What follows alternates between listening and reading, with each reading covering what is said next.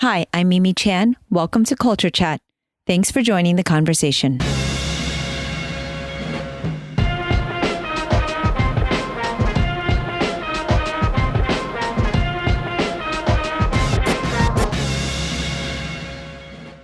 Derek Johnson is a retired police lieutenant that has extensive training and certifications involving lethal force investigation. He has served as a Marine and held many law enforcement positions. In a previous episode, Derek recently had a discussion with me about the systemic racism in police departments and his thoughts on the murder of George Floyd. In this episode, Derek shares his 5-point plan for how he would defund the police and bridge the gap between community and law enforcement. I am grateful for these candid conversations and hopeful that you will listen with an open mind. Please continue to share this podcast with others. I believe these conversations are important in creating awareness and understanding. If you enjoy the podcast, I would also appreciate it if you would rate it wherever you listen to your podcast. This podcast is my passion project and I produce it in my spare time. So if you'd like to help keep this podcast going, please help me by becoming a patron of the show on my website or patreon.com. I would certainly appreciate it. For comments or suggestions, email me at mimi@culturechatpodcast.com or reach out on social media at Sifu Mimi Chan. Now, on with the show. Hello, Right. Derek Johnson. Lovely to Hi. see you. Hi, Mimi. It's always a pleasure to see you too. Yes. Well, I am grateful for you to rejoin me on Culture Chat to discuss and kind of deep dive a little bit more into all this controversial stuff that we talked about last time. Great. Thank you. It's a topic that I definitely want to talk about. And I think it's an important topic to talk about, especially now.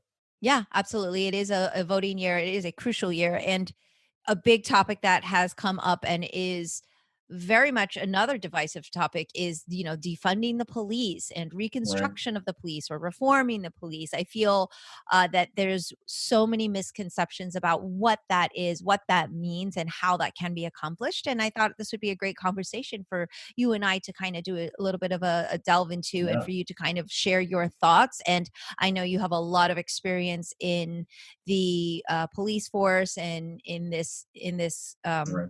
workplace, and so you could kind of shed some light. Great. Thank you. I definitely saw a lot of things, working in internal affairs. Because in internal affairs, you're dealing with unfortunately, you're dealing with a lot of the problems. And you're privy to a lot of information and you communicate with a lot of people who are involved in making the changes. So I've always had certain visions that I thought could be helpful if I was put in a situation where I could offer that, like now, just offering my opinion from my experience and training. Yeah. So, in your opinion, what does it actually mean? So, let's say you and I are talking, and I've never done any research. I'm like, why would people want to defund the police? Doesn't that mean that there'll be no officers on the street? Or, Right. how do you describe, in lame terms to someone like me, what Sure. that actually would mean and what that implementation would do? Yeah, I got to be honest. When I first heard that come up, I think it was with the people in Minnesota. I wasn't sure what they meant because obviously when I initially thought, okay, defund, that means take money from the police department. And then I was thinking, well, maybe they really mean reconstruct the police department and use the assets in a more efficient way and assets that they don't need to distribute them to places where they think will better suit the community. So that was my initial. I think when it first came out, a lot of people were, particularly law enforcement, a lot of people were upset because they're like, wait a minute, they want to take our money. We don't make enough money as it is, and we still need a lot of things. So how is taking money going to help us better police? And I think that there's a middle ground in here, and I had broken down 5 different points that I thought would probably, there's probably 100 things I could probably suggest, but I have 5 points that I kind of wrote down that helped me to sort of with a to articulate um, what I think could make the change in a concise manner. Hmm. And so there's a lot of controversy surrounding this subject because people do feel like that fear of, well, if we defund, are we going to be safe? Or if we defund, what exactly that means. And like you said, a big part of that means taking the funds and allocating it to other Right. resources that can assist the department versus just completely dismantle. However, a lot of people also do feel there are several organizations, several departments that do need complete dismantling, and basically Exactly. like starting from day one, and basically taking um like a fresh slate. And I feel like that's such an easier said than done thing. But Yeah. when there is, in my opinion, systemic racism in departments, how do you then find what the problems Right. are, and how do you then troubleshoot this? Like, do you literally Right. just say, okay, everybody starts over, and this is like, you're not hired until you're not rehired until you've been through all these checks and balances?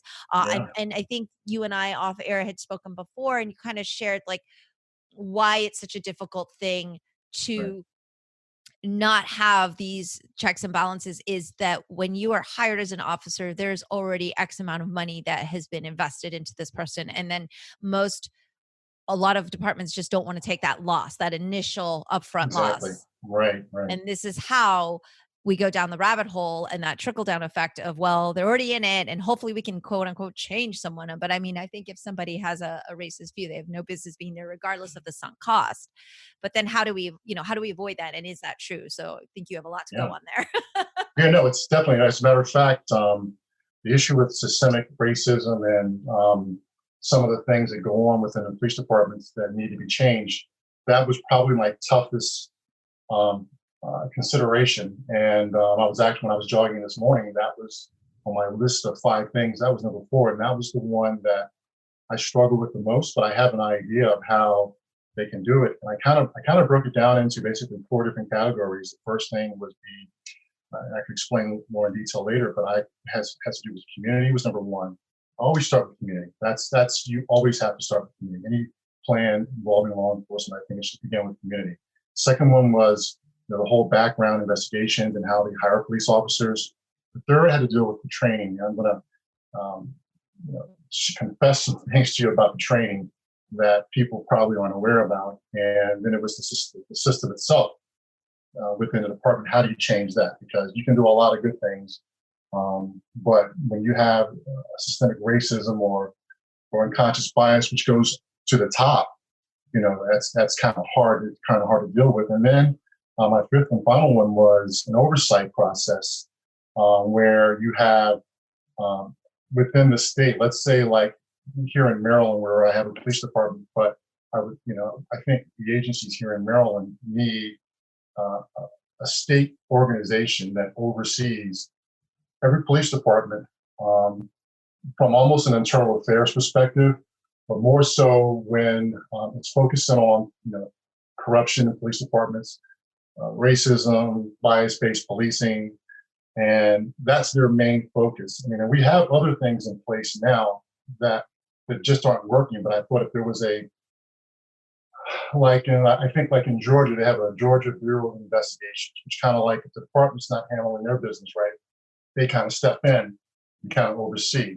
So there would have to be that oversight. So those are the 5 things I think that it's kind of unique. We have the state police here, we have county police, we have city police, we have a lot of municipalities, but I don't think the resources and the focus with the state agencies or the federal agencies is being implemented enough that kind of taps the agencies on the shoulder and say, hey, we're watching you, and you have a certain job you're supposed to do. If you can't do it, and we have cause to step in, we will. Okay, so but as a retired, police lieutenant, like, thinking back to when you were we were in the force, and then you hear, okay, well, we're going to be taking away funds from the department, and you're an officer going, well, we barely have enough to get the proper cameras or get the proper Right, this, and it always feels like, how is it possible that it feels like, because I've talked to officers, I had the sheriff on my show recently, and it's always a cry for more money, and it seems like right. millions of dollars are already being allocated. So It's is it true. just bad management? Like, how Yes, it is it that it is. seems like there's so much money going into these departments, and yet people on the ground are like, well, we don't even have the proper gear. We don't have the proper Right. resources. There's not enough of us. We're working triple overtime. And you hear all this stuff, and there's such a huge disconnect. It's kind of like, it reminds me of like the way hospitals are run. I just feel like it's such an inefficient organization for something that's so important. Right. There's such a dissonance. And so, how is it that you being know what it's like to be on the ground in it and feeling like you're not funded, you're underpaid, overworked, underappreciated, yet you look at the department and they're getting millions and millions of dollars. Like, where Right. does that money go? And how can we then allocate the resources into the right area? Because it just doesn't feel like, I don't believe the officers are lying when they say Right. their lives are in danger because they're missing things, or there's not enough training, all this. But at the same time, it's a fact. We can see the budget. It's public record. Like, we know this amount of money has Sure. been allocated. Exactly. So where does the money go? You actually, I wrote down something you said because I think it goes to the heart of the matter. It's about management. Like you said, the community can find out how much money is being allocated to the police department, grants, and everything like that. But if the officers aren't, or the department they're not implementing the work, and they're not managing the work and making sure it's done properly and the money's being used. Like for example, you and I were talking before, where some agencies will receive money for community policing, thousands of dollars for community policing. Uh, what do you have community policing officers who are actually doing their job, or are they just in that position because they want to work Monday to Friday, and they're not really doing the thing that the community needs, and they're also taking that same. They, in some cases, they're taking that same money and using it to pay overtime. So let's just say, again, I'm not going to single out any police department because I just want to basically just speak in general. Well, let's say you have a community policing officer and he is allocated through grants a certain amount of money. So he decides to do a project which will help rid a particular neighborhood of crime, and use that money to spend for overtime for officers to come in there and do proactive policing. Well, if you take that money and you say, well, I'm going to assign 10 of my buddies that I'm good friends with overtime from that money that I was allocated for community policing, and they show up and they sit in the office all day drinking coffee, watching TV in a satellite office, or they just sit in their cars and play video games and just wait for their time to go by, or the end of their shift, that was money wasted. It was also a waste to the community. And that's just one example of how money that was allocated for a good purpose and but was not managed right, so that and then it comes, you have a really good point. It really comes down to management. And I think the community would be appalled to know how much money is wasted in overtime, how much money is wasted in what's called, proactive policing, where officers are assigned to certain teams to go out and fight crime in drug-ridden communities. But the officers go out there and they make one or two arrests, or they make some petty arrests just to get a stat, just to put on paper. So at the end of shift, it looks like they were doing their job, but they really weren't. Yeah. Last time we spoke, you basically said, after researching and understanding what this all meant, that you were for, in the most part, everything is very dependent on each agency. I understand that, but there's clearly a systemic wide issue, defunding and figuring out a way to basically clean house and get kind of start anew. And so I do want to talk a lot more about your kind of your 5 point plan, and really for That's you to kind of great. delve into that and explain how you would do that. And a lot Sure. of people have used the city of Camden, saying, well, they already did it there, it worked. And there are controversies about that, because it's just like anything else. We just see a headline, we say, well, there was a test subject, it worked, it was fine. But my understanding, and I don't have deep knowledge of this, but my understanding was they did do a reform and defund, and they basically stripped away, started from scratch. But what happened was, Right. it ended up being like a double down on kind of very undemocratic methods of like, okay, we're going to do broken windows policing strategies. And it actually increased excessive force complaints, because Right. basically I think Right. what they did was ended up hiring a very uneven and unbalanced race again of officers, and it became a very uneven and it kind of got them back to square one of the issue, if not worse. And then because of local activists and people coming in, community, like you said, coming Right. in and basically pressuring the police force to adopt new policies, officers had to, how to avoid escalation, doing the training. These are all points that were in your plan. And if that local activism didn't help disband that force, then those gains were not made. Right. So it Exactly. wasn't as simple as what we initially think it means, which is just like kind of strip away. I think the next step is the more key step, because it's like you strip it away or you defund and then what?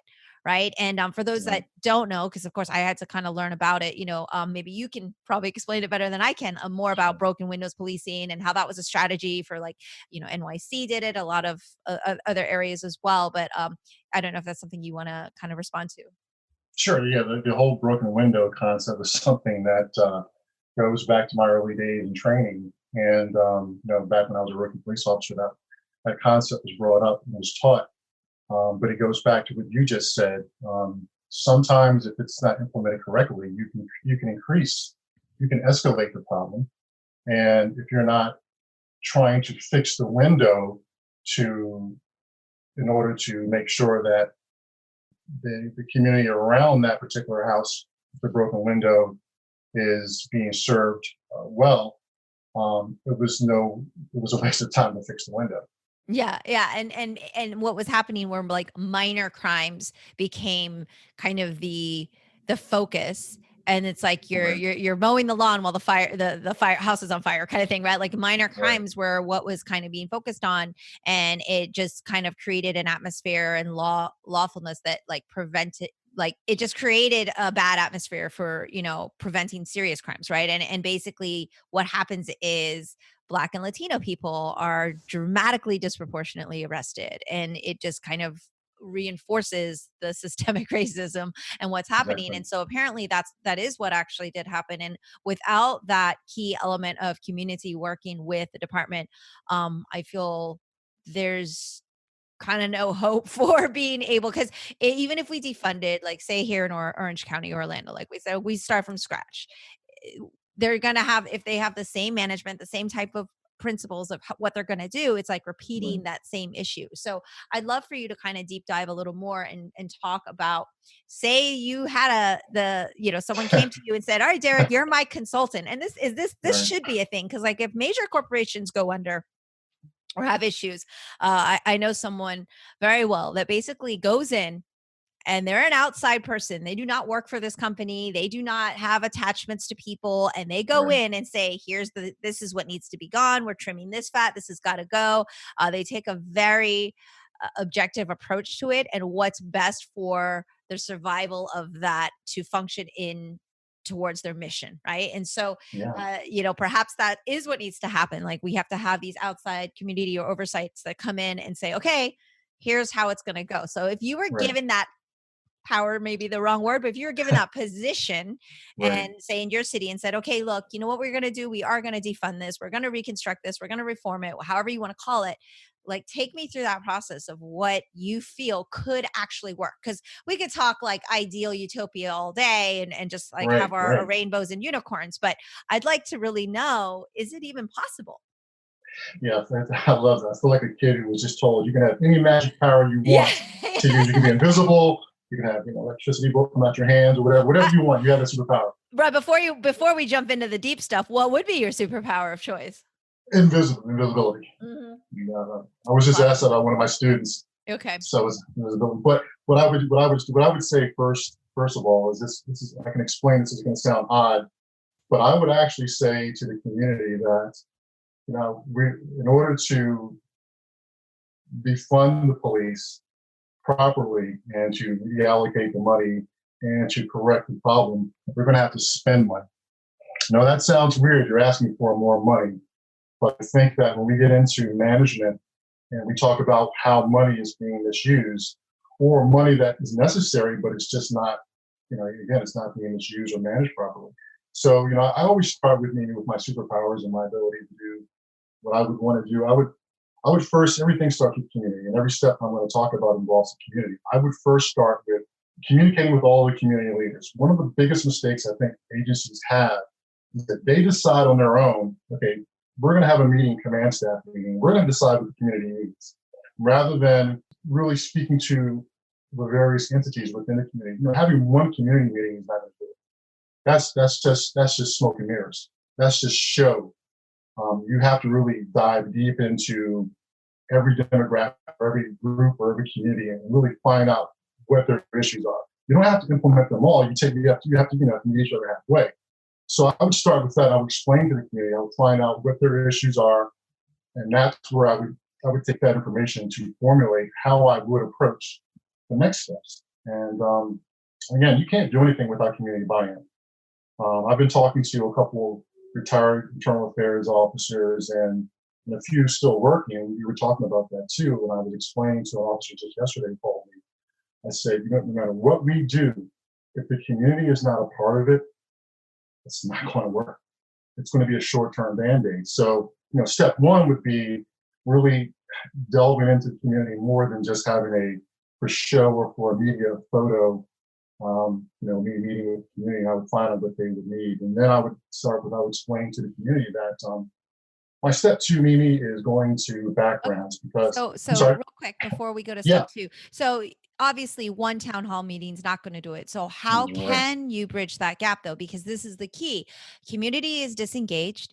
They're angry. I mean, obviously from all the protests and everything, there now is a time you have their attention more than one has ever had it before. I've never seen the Right. response that we've had in the last several months. And so how then do you take that, lightning and bottle it? Like, so how do you do that outreach? Like, obviously town hall is there. Like, what are other ways do you think that you could gather the intel you need? Is it, figuring out what all the grassroots organizations are and different leaders in certain aspects and kind of having a Right. board, or what do you have kind of a thought on what that means? So obviously getting community involved is important, but how does one get the community involved, I think is a deeper question I'd like to explore. Absolutely. Well, in my particular jurisdiction, we're very fortunate to have very well-known community leaders, groups that work within the community to help better the community. And we have, obviously, politicians that are designated to certain areas within our community. So finding the people in the community we need to speak to is not the problem. And the community is ready to speak. And in some cases, rightfully so, they're ready to scream at you. And I've seen that. You got to be prepared to take that on the chin first and foremost before you go into these meetings. So what I would do is I would at first do is I would find within my department as much data as I could on the issues that are systemic within the community. And I would take that information and compare that with what I'm hearing from the community, and we would kind of I would have numerous meetings. I think you have to have, as I mentioned, you just can't have one meeting. I would reach out to community leaders and meet with some in groups, meet with some individually. I would reach out to any sources outside of this particular jurisdiction that have done this properly to find out what they've done to help that. And once you've gotten the community in a room, or you've got them, in a lunch, or you have lunch with someone, or as a watch commander, if I had a problem in a community, I would call out a foot patrol. I would go to a community, and I would park my car. As a watch commander, a lot of the time you normally spend in the station. Unfortunately, doing a lot of paperwork, but that wasn't my style. So I prefer to get out, get in my car, and I would call out a foot patrol in a certain community. And it was always funny to me because when I would call out a foot patrol, my officers were very protective. If it was an area where, let's say, we had a lot of violence and drugs or something, I would typically go by myself during the daytime. And maybe I was in a unique position because before I was a watch commander, I was a community officer. A community officer where people knew me. So I could go into a neighborhood and I could knock on doors or sit out on the stoop with someone and have lunch. And I would just talk to the citizens too. I mean, talking to the leaders is good, but unfortunately, sometimes leaders have agendas too that you have to be cognizant about. And once I've spoken to citizens, community leaders repeatedly, I think that that would make them feel comfortable going forward with my following plans. Okay. And so because of the way my brain works, I'm thinking, all right, poor Derek, he's one guy. That's a lot of meetings. This is going to take a long time. So therefore, would you have your kind of your own task force? You would have your own management team, have you, or team of people that would also be able to represent you? Would it be kind of something like that where it'd be like, I mean, you can't literally be everywhere in one place, or take like, I mean, is this the type of plan that you see happening over like years, or would it be more like a 1 year implementation? And I'm a super hyper organizational type person, so I'm Sure, just trying to sure, get my sure, head sure. around this vision. Okay, so the community policing division would have its own designated lieutenant. So it wouldn't be like a watch commander who would have to meet with by himself. You would have assigned to you. You would have officers. You'd have a sergeant. You would have corporals. You would have PSCs and Hmm. so forth that would actually help go out and get this information. But I got to tell you, my personal experience, no matter how long it takes, no matter how much work you have to put in, if your job is you're the community policing commander, you have time to get out there and go to these meetings. You may not do all the meetings maybe in within a week. It may take months. But the kind of manager that I am, I want my officers to go out and get the information and do their job. But when we've reached a crisis where we've done certain things over and over again, the community now needs to see the people at the top. You have to change that. So you have officers who are assigned to different areas, and they're having community meetings for a while. And they're doing that, but the community still isn't feeling satisfied. And maybe, as I mentioned before, maybe some of the officers aren't doing their job. They're not really out there for the community. So I'm the type of person I like to roll my hands up, and if you're not going to do it, I'm going to do it myself. Yeah. And that's why I affectionately always call you Bunny from The Wire. I love Bunny. That's a great example. Great example.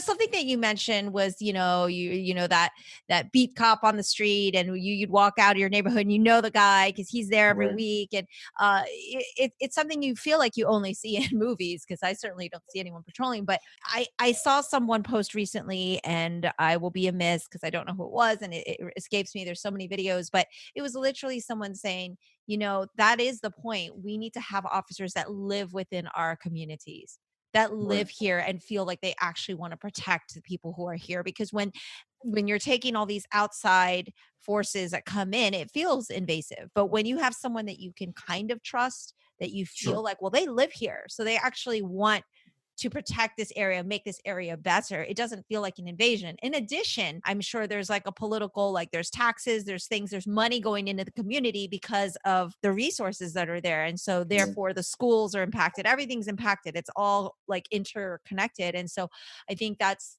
something kind of key that you kind of just like sparked in my mind there, in terms of having officers working within their community. It needs to be kind of their community, don't you think? I mean, Sure. obviously everyone can't live exactly where they work, kind of thing, but I Exactly. feel, why would somebody from this district even care about this poor community if they have no connection, no understanding, no empathy, no understanding of what's going on there? And they just it it just kind of creates that, I think, even bigger gap. Yeah, yeah, I totally understand that. And as you mentioned, it would be nice if officers did live in their communities.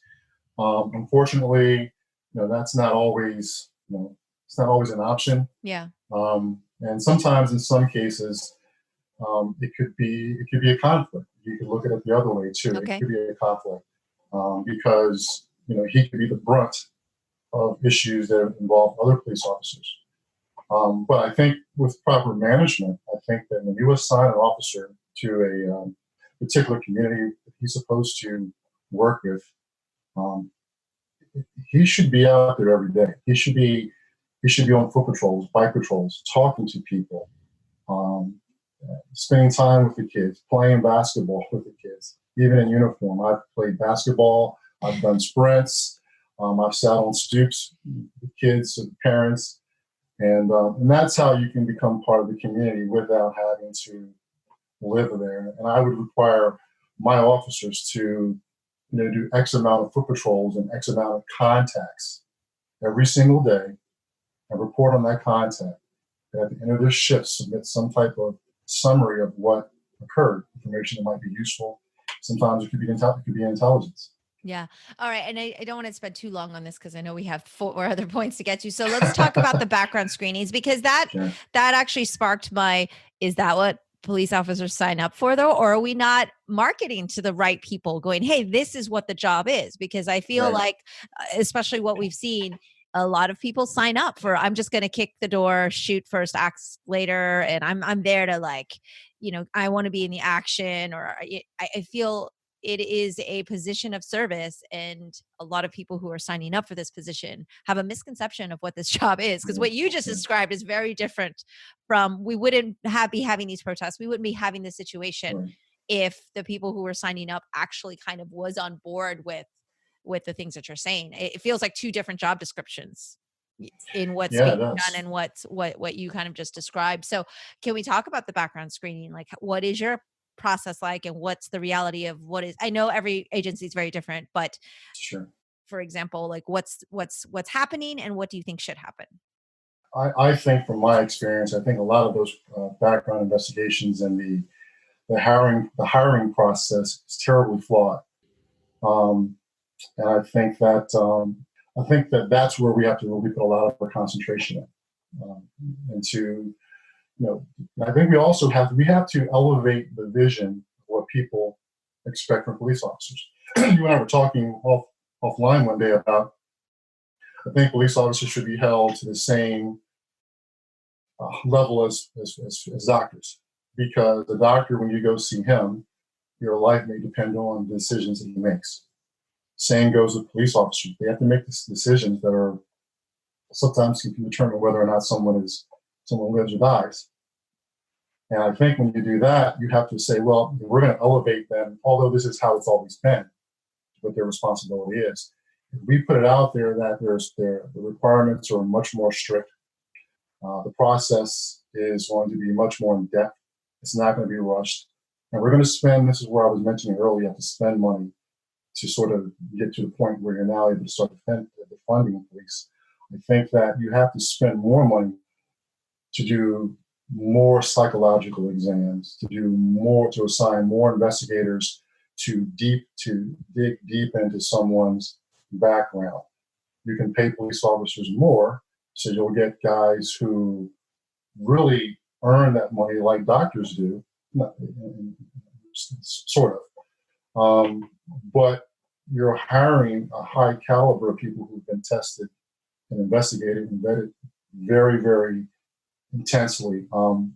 My biggest thing is that, in law enforcement, we use our training, knowledge, and experience as probable cause. An officer can, sign an affidavit, raise his hand, and and sometimes get what he's trying to get, whether it be a search warrant or arrest warrant or whatever, and he'll say, Your Honor, or whoever, I know this to be true. Trust me because of my education, training, experience. But part of that training experience has to do with understanding the psychology of human beings and human behavior. And it's funny, I didn't plan this, but right in front of me, there's a book. It's called Please Understand Me. I'm not promoting this guy's book. But it was a course I had taken where you basically got into understanding the temperament, intelligence, and character and personality of individuals that you're interviewing and you're investigating. So I think that if we put more time into having more psychological reviews, delving deep into, and actually using that information. In other words, if you have a psychiatrist who is evaluating someone and he says, you know what, there's a red flag on this particular candidate because he has tendencies and behavior would be someone who has anger management problems. Now, doctors, counselors, psychologists, they're good at finding that out with people who are regular normal citizens who are seeing them and determining, you have anger management issues. Well, there are a lot of police officers I know that have anger management issues. Mm-hmm. Okay, and so far we've gone through kind of two very not obvious, two very important steps, but I'm trying to kind of put my head around this imagining, because right now we have police forces everywhere. And so I just use Camden because it's constantly the example. My understanding, and I don't know if it's 100% correct, was that literally started from scratch. So like nobody was hired. There's like this clean slate. And I don't really know how that was exactly all done or accomplished. And I think what they Yeah, did was they went to like county control or, but basically, would this be that then where you would in your existing department pick the people you felt were qualified to go out, outreach to the community, and then you would literally start this screening process from scratch? Or do you kind of take who you already have and then put them back through the paces? Because the issue here is it would be ideal if, oh, hey, there's this new city being built and we're starting from scratch anyway, but now we have something existing. So then right. how does that get changed? Do we fire people? Do we rehire them? How does that part of it work? Because we have to give the screening, but who's Sure. getting these screenings? Are they new candidates or are they existing ones? I think you have to include, I think it has to be new candidates. I think it has to be an ongoing process where current officers are still going through the screening process. Hmm. Let's say an individual passes the background investigation. That doesn't mean that somewhere during the course of his career he's not going to change. Hmm. You have to monitor that. But you were mentioning how one agency started from scratch. You know, and I think they did that because the system itself needed to be fixed. Systematic issues that they had, systematic racist issues, and conscious bias. That was actually number four, and that's the toughest one because you do have to clean house. Hmm. You have to clean house, but the dilemma is how do you clean house when some of the people that need to be cleaned out are at the top. Hmm. So I think that it's a process when you take all of these parts and you start working on them individually. There will be a sort of synergy where they will all come together and sort of fix the other problems. So let's say if you're focusing on right now, maybe right now we're not going to hire any more police officers. So we're going to focus in on the current, which was number three, which was training. Hmm.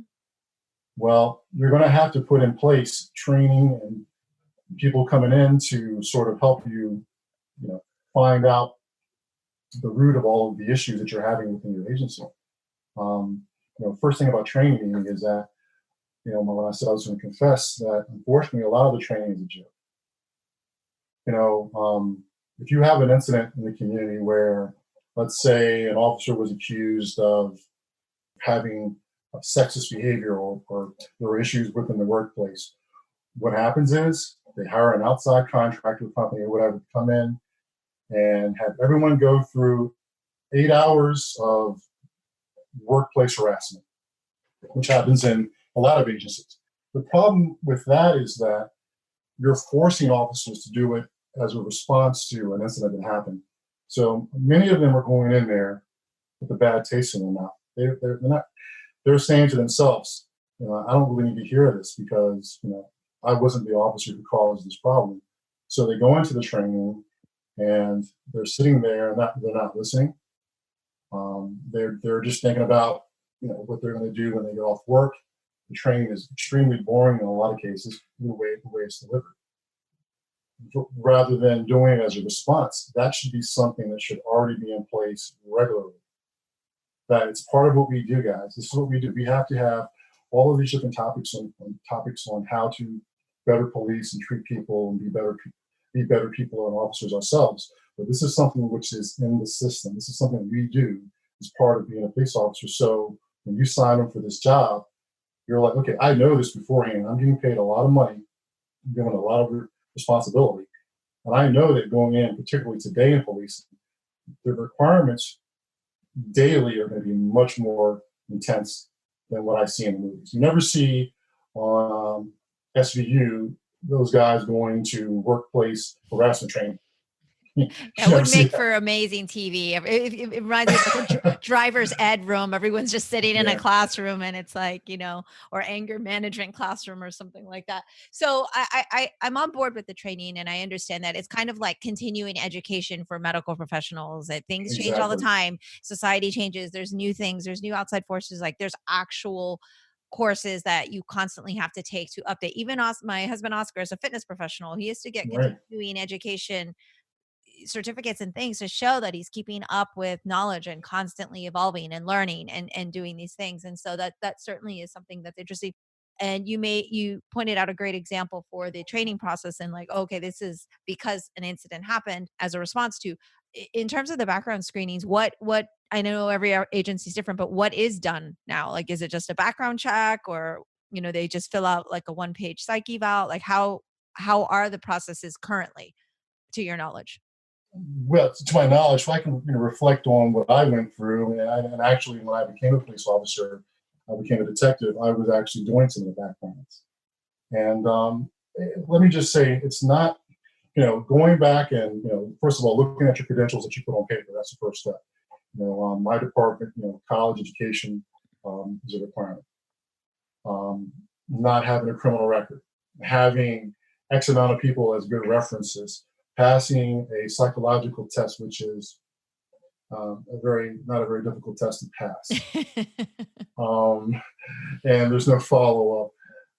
That's Okay. looking into your history. If there's any criminal issues, or Mhm. that's pretty much in a nutshell the extent of it. And again, before I forget, a lot of these remedial or these courses that go on, they're going on. They're not going on the right way. Mhm. But yeah, so as far as the background is, that's the problem. You really, even right now, I hear of some companies that are actually looking at future executives, and they're having them evaluated for for psychological issues to determine whether or not they would be candidates for a position. Yeah. I think Yeah. that police officers should be. I think the background investigation should be. I think instead of providing three references, I think they should provide more references in a more independent way. Mhm. My mother, my brother, my best friend are not going to be the best references. Right, right, right. Yeah. Yeah, that makes sense. Okay, and so after can is there more that you want to comment on in terms of training, because obviously there's that continuing education of the psychological aspect, of the societal, of understanding human nature, but there's the physical aspect of training as well. Do you feel like Right. there's more emphasis on that versus having training in how to deal with people, how to deal with issues and those sorts of conflicts, or do you feel the physical training is on par right now? Yeah, the physical training is pretty good. That's also a subject with me. Personally, I think that physical training should be more intensive. I think in order to a healthy body, healthy mind, healthy body. I think that if police officers, their physical training is high, I think you have a better percentage of officers doing a better job. But as far as the psychological aspect of the investigation or the background itself, I just think that we're not doing enough. Mhm, mhm. I And think that, I'm sorry. no, no, go ahead. I was just thinking. I was trying to remember my thought. My thought was, so when I go for a promotion or I go for a particular training, they will put me in scenarios to see how I will respond, to see what my mentality is, to see what my body does, to see how I communicate, to see how I respond under pressure. But those things typically happen after you've gotten the job and you're in the academy. I think before you get in the academy, there should be certain tests that you're given to determine if you're a candidate to go into the academy. And then when you're into the academy, they should continue. And I think they should continue, which they do at most agencies throughout your training. But it's not done enough in the initial background investigation. Yeah. So that also brings up the point of, obviously there's initial background, and then once they are candidates, and then once they are officers, there has to still be that continuation, because this is kind of what leads us, and you have analyzed a few of the videos from the police shootings. You had analyzed some of the Right. situations and the awareness, and saying, look, obviously it's much easier said than done. Obviously nobody really knows what they're going to do until they're in the situation, but with great training as martial artists, we know, right, you get Exactly. as close to the percentage of consistency as you can through Sure. practice, right? And that only happens through practice, that only happens Exactly. through repetition, that only happens through muscle memory and situational awareness, and being put in high stakes situations and having that type of training. So you're giving a human something that can take someone's life. Your responsibility is great. Right? And so the training that goes along with it seems very disproportionate or Right. inadequate, being that we have so many instances of these police shootings where, yeah, maybe a guy is drunk, maybe he's now gonna, be loud and boisterous, but does that warrant him not having his life? Or maybe you're in a car or someone's in a car and their hands are on the wheel and they say, "Hey, can I get whatever?" And there's probably a better way than just shooting. And I get it. You told me that there's certain times where officers can actually feel like they saw that he was reaching for a weapon and all those Sure. instances. But there's just so many instances of these shootings where you think, was this person properly trained? Was this person actually, should they have been in this position, right? Should they have been Right, right, empowered to right. be in this position is the issue. Obviously, I don't truly believe every single one of those officers woke up and said, "I'm going to kill myself somebody today," especially a black person. Like, I don't know them. I don't I think some of them might have been very, gunslinging, whatever, but I do not think that maybe that was on a lot of the minds of some of these cases, right? But the thing Right, is, right. they then shouldn't have been in that position if they could not perform the responsibilities properly. Yeah, and and that's where it goes back to the part when the hiring process. You know, generally speaking, we as martial artists and teachers, we can look at someone and tell they have a chip on their shoulder. Within 5 minutes of a conversation, you can tell this individual has control issues. This individual has anger management issues. This person he has certain biases. Within 5 minutes, you can determine that. Yeah. But instead, a lot of times, what we do to determine that, we give the candidate a piece of paper and ask him all these questions that he has time to sit there and figure out and answer what he thinks you want him to say. But when you get someone in a particular situation where they don't know what's coming at them through a scenario, and you can determine whether or not this person is going to he's going to overreact, or he has a personality or a character trait. And that's where we have to, I understand there's an argument, well, it's not 100% science. You determine whether a person has a chip on their shoulder or they have anger management problems. But we allow psychologists and doctors to do that professionally to make those decisions. People are hired and fired in companies and businesses. So, like I said before, there are just some people who shouldn't be cops. Not that they're bad people, but they may have certain characteristics that, or tendencies which kind of tell me, in a situation where you're confronted, let's say you're a white officer, and I know through your background scenario and your interviews that take place and your questionnaires and the scenarios we put you in, that you're uncomfortable talking to black people. I can tell. Now, can he work? Can he work on that? Sure, but if he's coming to join the police department, he's 22 years old, 25 years old, and he's out of college and he wants to be a cop, and he has a whole life of these learned behaviors. How are you going to change that within that process of that interview? It's hard, and so I hate to put it this way, but, there are hard decisions that need to be made, and I think that based on the science behind psychology and determining whether a person has certain character traits or whatever, I think we have to be able to say, you know what, we're not going to take a chance on this guy. We may be only 90% sure he has anger management problems, and he's going to shoot someone if they reach for their gun, or if they speak back to him, or if they question him, why did you stop me? I've seen cops lose their minds because they walk up to a car and the person says, "Officer, why did you stop me?" And they become defensive. Well, they're like, "I'm the big police officer. You don't ask me. I ask the questions." They get in that mentality. I'm the one with the badge and gun. I'm the one with the power. You sit in your car and just give me a license. I've seen that happen. If that guy's in that state of mind, and that person is not being cooperative because they feel their rights are being violated, and that person goes to reach for something in the glove box, what might that officer do? He might do something overly aggressive, is what I'm saying. So I think that we need to put a lot more emphasis on character. When you join the Marine Corps, in the training Marine Corps, they purposely take in boot camp, they try to break you down and to see how you'll respond, whether you're going to punch the drill instructor, whether you're going to just shut down because you can't follow orders, the goal is to break you down, find out what you're made of. If you can't cut it, you can't be a Marine. Mm-hmm. And that's based off on the evaluation of the drill instructor. You know what? We had such drill instructor will say, well, I've been evaluating candidate or recruit so-and-so, Joe Smith.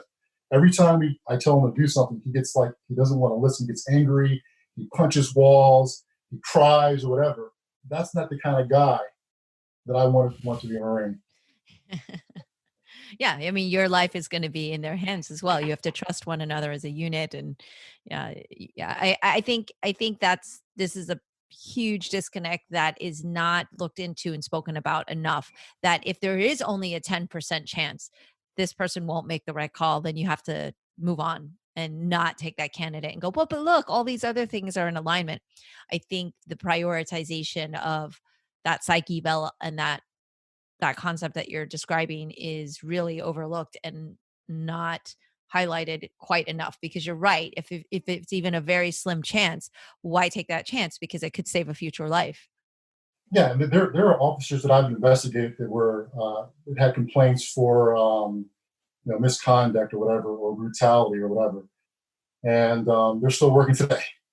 Hmm. But during my interview process, I knew through my education, training, especially my life experience, that although the end result was there wasn't enough evidence and there were issues within the contract, the union contract, that this person couldn't be fired, I know in my gut, with my education training experience, that cop probably did what he was accused of doing, and he will do it again.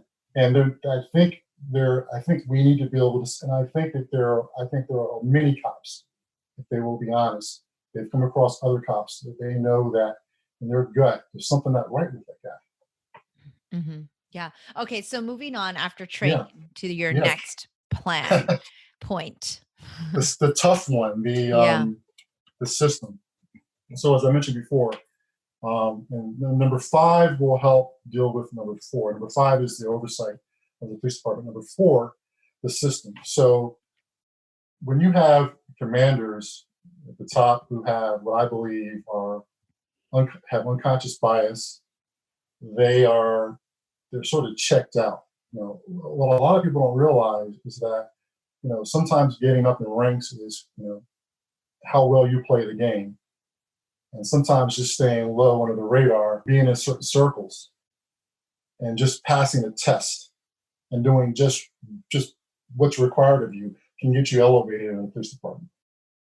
But what I tend to see happen to a lot of police officers, not just ones at the top, we have to address the issue. Meaning that a lot of police officers, after a few years doing the job, they're checked out. You expect a guy who wants to do 20, 25 years as a police officer, and I would say a lot of police officers by year 8, they're checked out. So these guys at the top now, they've moved up, but they're checked out still because they just want the money, they just want the prestige, they just want the luxury of of being a commander, a lieutenant, a captain, or what have you. But they're not really invested in making those changes. So how can you expect the officers at the bottom or in the middle, wherever, to make those changes and for them to find out and discover these officers when they themselves aren't really genuinely interested? Hmm. And I think that, how do you do that? I mean, it's unfortunate. You look at the agencies where you were talking about. Some people believe that we should just dismantle the whole department. Well, who's going to dismantle the department? Is it is it the who is? That's the question I would like to ask. I would like to ask the community. How do you envision dismantling the department? Do you envision the county executive just going there and just saying, okay, all of you guys at the top, you're fired?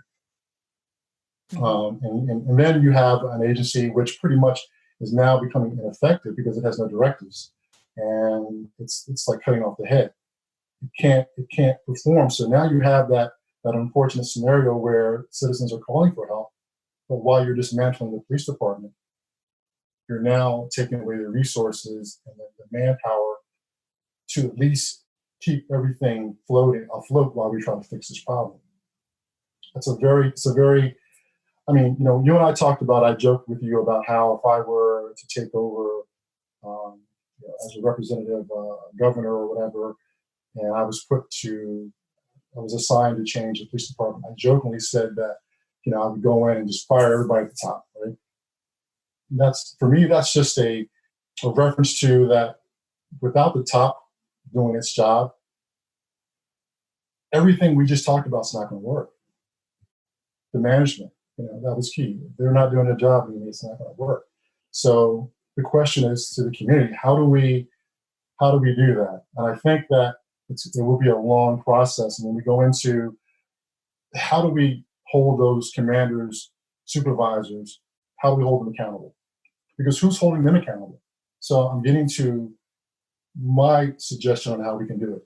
So if you're a citizen, you're expecting your agency to change the way police officers police. The people who are going to implement that meaning are the people at the top. But if the people at the top have no one holding them accountable, you see what I'm saying? It's like, it's really profound to me that many of these people at the top don't have people holding them accountable. And that's where you have to have a group, an oversight group that's designated to holding them accountable.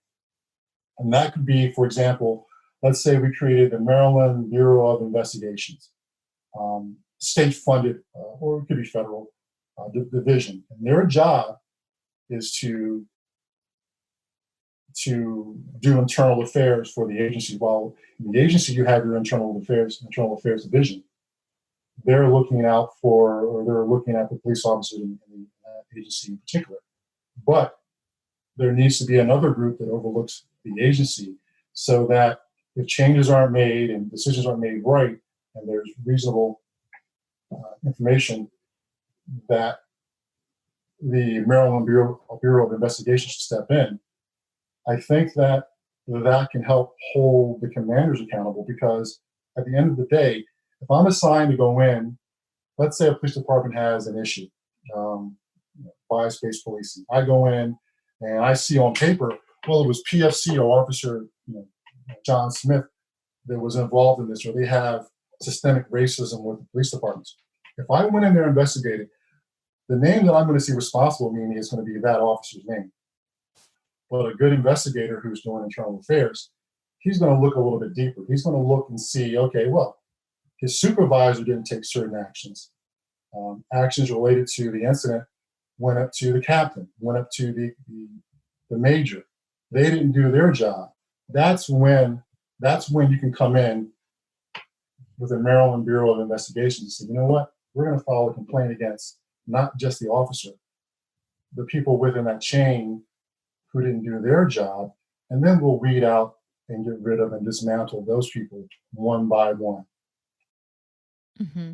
So just so I'm understanding, this is a lot of information to dissect. The Oversight Committee is different from Internal Affairs in that Internal Affairs' job is more on an officer level. They don't investigate department heads, or I'm sorry, I'm not knowledgeable about this at all. So I'd like you to kind of explain then, would it be something where these are elected oversight committee members? Like, how do they get designated? Because as you know, in every organization from the beginning till the end of time, everything is very political. Right. And so then the key there would be that these oversight committee members would actually be objective and holding the department heads accountable for their actions. But how do we hire or find these individuals? Okay, so it's like a chicken and egg thing, or does it start in internal affairs and then we elevate people? Or I think I need to kind of understand how that works a little more. Okay, so we're gonna go deep here. Okay, so internal affairs. So I went to internal affairs. We were officers, sergeants who were selected to investigate officers within the department for allegations of misconduct or anything. It's a violation of the rules.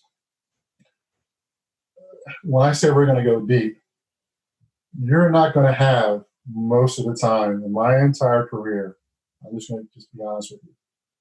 You're not going to have those internal affairs officers investigating the people at the top in the police department.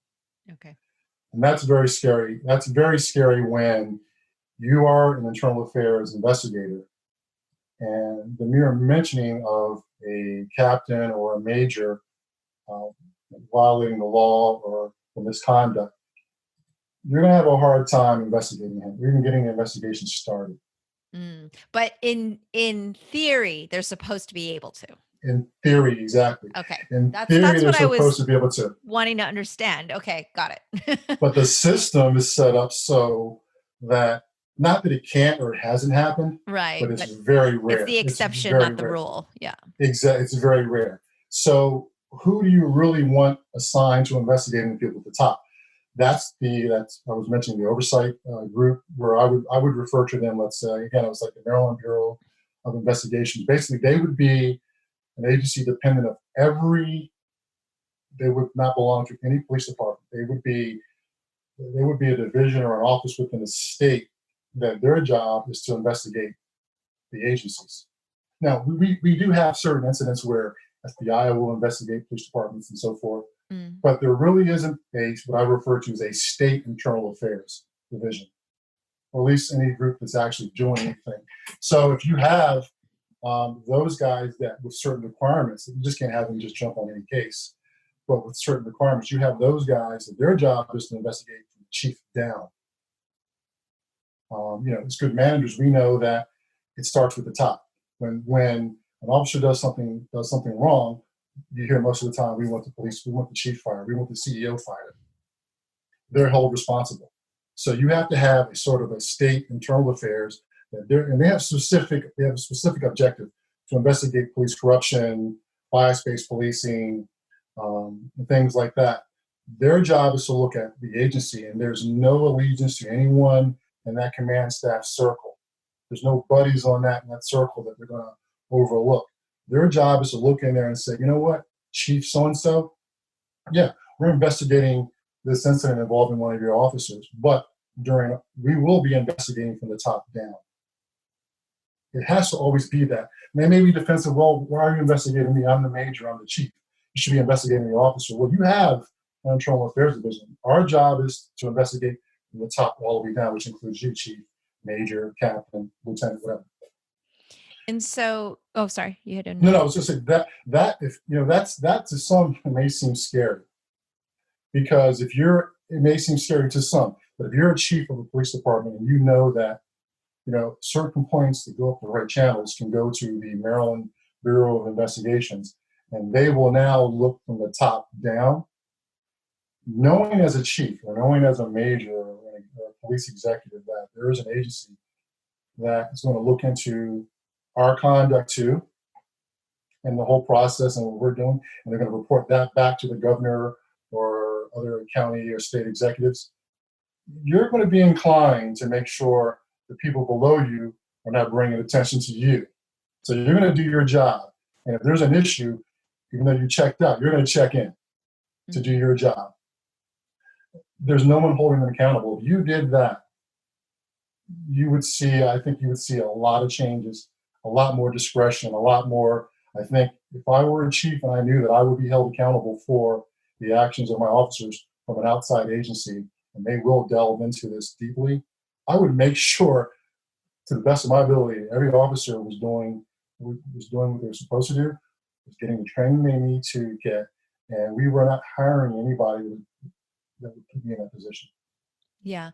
And in your plan, it would hope that going 1, 2, and 3, that it would then trickle down to helping 4 and 5 kind of Exactly. or be quote unquote fixed, or just basically putting it in the right direction. So in this plan, or in this, this is what you feel should be done across agencies that are specifically having a lot of issues. Like, what do you kind of define this as? Because it sounds a little different than defund the police, or is it really the same? It's just kind of terming it and breaking it down and what that would actually mean. I just want to kind of gauge like how you would describe this, or if you feel like this would appease people who are asking for defunding the police.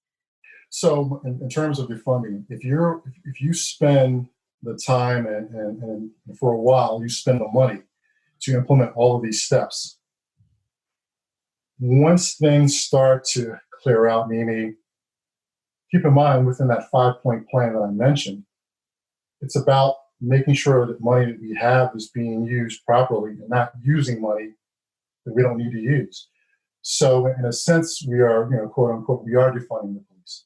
Hmm. So it comes full circle. What I'm trying to say is that you spend money to get things in place, get things done right, to get things in and things out, to weed out certain issues and certain people. You spend the time and you have an oversight, being a community, let's say a state agency that's in the process. All of these issues will all result in money being so-called defunded or reallocated to areas where we know, based on the investigations, based on the steps, we know that, hey, there was an investigation into misuse of overtime. That's money. Officers are just trying to, before Christmas, they're trying to work overtime at the mall. But what are they doing at the mall? They're sitting in the movie theater, or they're talking to their girlfriend, or they're sitting out in the parking lot. You're signed to do security at the mall. You're just sitting in the parking lot talking to your buddies. You're all getting overtime. You're in a certain location, and you're all car to car, and you're just talking about stuff while stuff is going on. So you're not a deterrent. So working security. So defunding would say, you know what? We're not going to allow that money to be wasted. And if it is used, at least we know that the money that the community is responsible for, or I say concerned about, we know that it's being used properly. Money that's not necessary won't be used.